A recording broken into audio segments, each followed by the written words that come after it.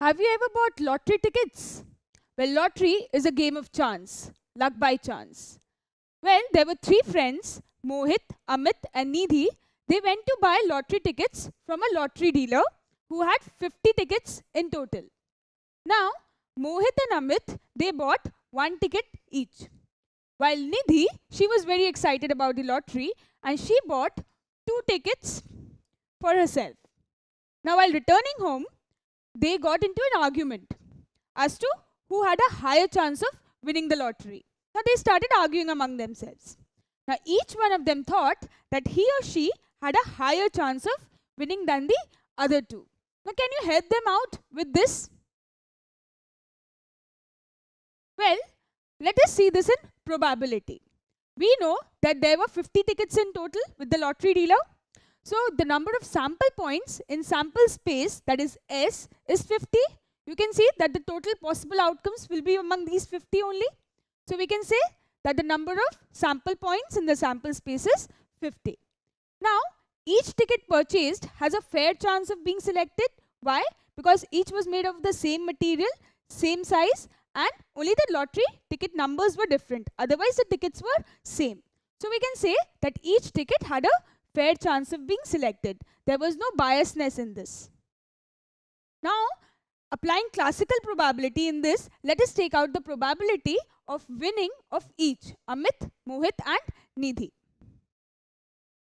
Well, applying classical probability, we see that probability of Amit's winning the lottery is 1 by 50. Why 1 by 50? Because the total number of favorable outcomes for Amit is 1, because he has bought one ticket, and the total possible outcomes is 50. Total number of sample points in the sample space is 50. So, probability of Amit's winning the lottery is 1 by 50. Similarly, Mohit had also bought one ticket. So, probability of Mohit's winning the lottery will be what? Favorable outcomes for Mohit winning the lottery, that is 1 by total possible outcomes, so 1 by 50. Now, it's not the same with Nidhi. Why? Because she bought two tickets. So, the total possible outcomes for her remain the same, that is 50. But total favorable outcomes for Nidhi is 2 because she bought two tickets. So, probability of Nidhi's winning the lottery is 2 by 50, or we can say that is 1 by 25. Now, according to this, can you tell me who has a higher chance of winning the lottery? Well, Nidhi has a higher probability of being selected, that is for the lottery, than Amit and Mohit. Why? We can see from the fraction itself. Well, 1 by 25 is greater than 1 by 50. So, you can say that Nidhi has a higher chance of winning. Now, if you notice one more thing, you will see that both Amit and Mohit have the same probability of being selected for the lottery. So, what two things did we notice? One, that Nidhi has a higher probability to win, and the second, both Mohit and Amit are having the same probability to win. Now, events which have the same probability of occurrence are called equally likely events.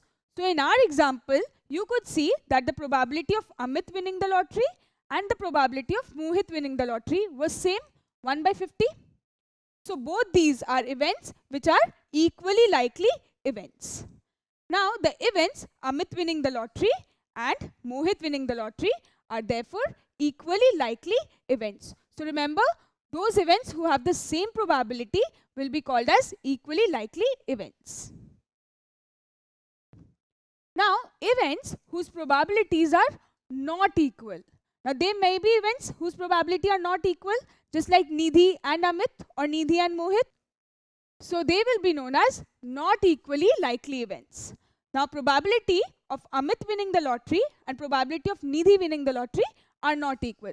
Just now, we had studied this example. So, these two are not equally likely. Similarly, probability of Mohit winning the lottery and Nidhi winning the lottery are not equal as well. So, both of them are again not equally likely events. Now, do you know about the standard deck of cards? Let's take a revision. Now, in the standard deck of cards, there are total 52 cards. Now, these are well shuffled pack of cards. Total is 52. Now, these 52 cards are divided into 4 suits. named as clubs, spades, hearts and diamonds.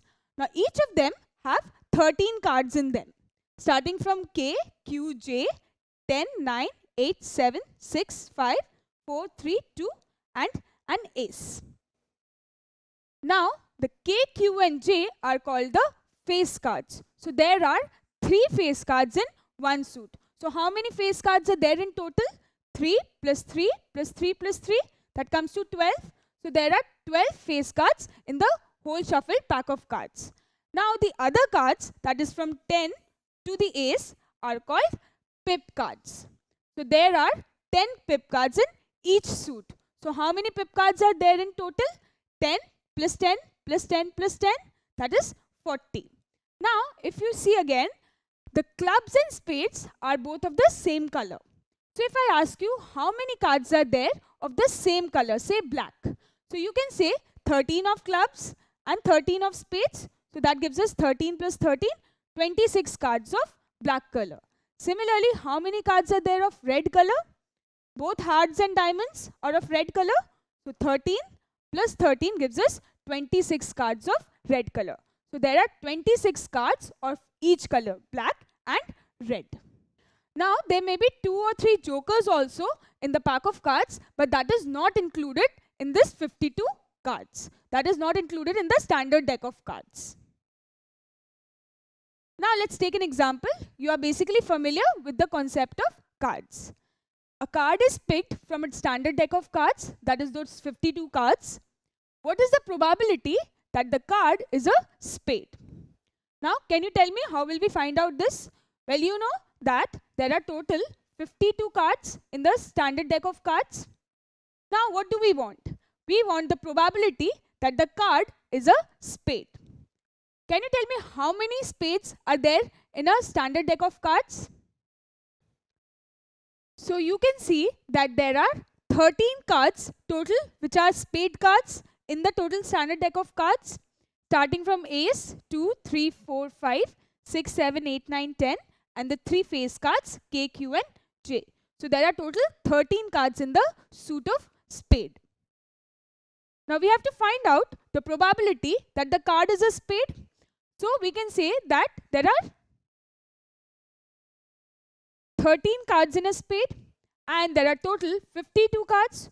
So among the total 52 cards, 13 cards are spades. So we have to find out the probability that the card is a spade. Now how do we find out the probability of any event? Now here let's take the event of the card being a spade. So we can say that the probability of the event where the card is a spade is equal to what? Number of favorable outcomes, that is number of outcomes that are favorable to spade by total number of outcomes in the sample space. Now can you tell me what are the total possible outcomes in the sample space here? It is what? 52. Because there are these total 52 cards in the standard deck of cards. So the possible outcomes that when I am picking out the card is 52. Any card can come out from these 52 cards. So the probability that the card is a spade will be what? Number of favorable outcomes, that is this 13, by total number of outcomes in the sample space, that is 52. So what did I actually found out? The number of outcomes that were favorable to the spade by total number of possible outcomes in the sample space. So I actually found out this total number of outcomes favorable to spade by total number of outcomes in the sample space. So that is 13 by 52.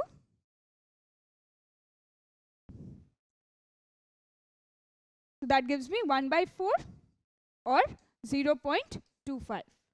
So the probability that I draw a card from the standard deck of cards and the probability of getting the card as a spade is 0.25. Here we have calculated this. Now if you observe, you will see that there are 13 cards of spade, 13 cards of hearts, 13 cards of diamonds and 13 cards of clubs.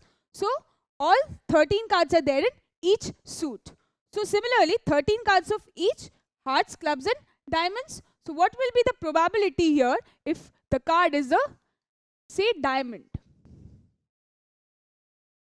or the card is a club, or the card is a heart. Well, do you think that the probability will change? Well, no, because 13 cards in each diamond. So again, what will happen? We can replace this spade with diamond. So number of favorable outcomes for diamond is what? Again 13 cards. So 13.